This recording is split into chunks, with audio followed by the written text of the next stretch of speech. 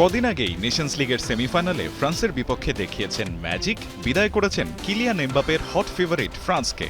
অবস্থা এমন, তার ওই ম্যাচের পর ধ্রুপদী পারফরম্যান্সে বুঁদ হয়ে থাকা স্পেন কোচ দেলা ফুয়েন্তে রীতিমতো এই ওয়ান্ডার কিডকে তক্ষুনি ব্যালন ডিওর দেয়ার দাবি তোলেন। বয়স মাত্র 17, তবে মাঠে লামিন ইয়ামাল যা করেন তা দেখে অনেকেই তার মাঝে খুঁজে পান ফুটবল জাদুকর লিওনেল মেসির ছায়া। তবে এখানেই আপত্তি মাস্টার মাইন্ড পেপ গার্দিওয়ালার।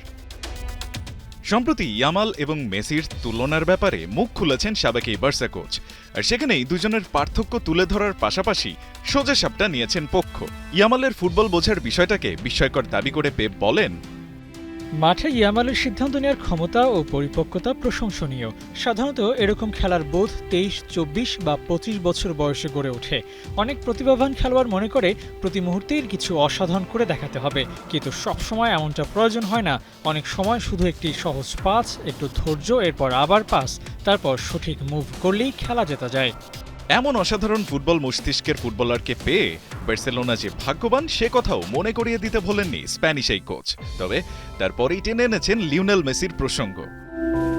বার্সেলোনার কোচ থাকাকালীন মেসিকে মেইনম্যান করে এই মাস্টারমাইন্ড জিতেছেন 3টি লা লিগা শিরোপা আর 2টি চ্যাম্পিয়ন্স লিগ। তাই আর্জেন্টাইন জাদুকরের নারী নক্ষত্র তার চেয়ে যে কেউ ভালো বোঝে না সেটা প্রায় নিশ্চিত করেই বলা যায়। ইয়ামালকে প্রশংসায় ভাসিয়ে যখনই প্রিয় শিষ্য মেসির প্রসঙ্গ এসেছে তখন সোজা সাপটা উত্তর দিয়েছেন গার্দিওয়ালা।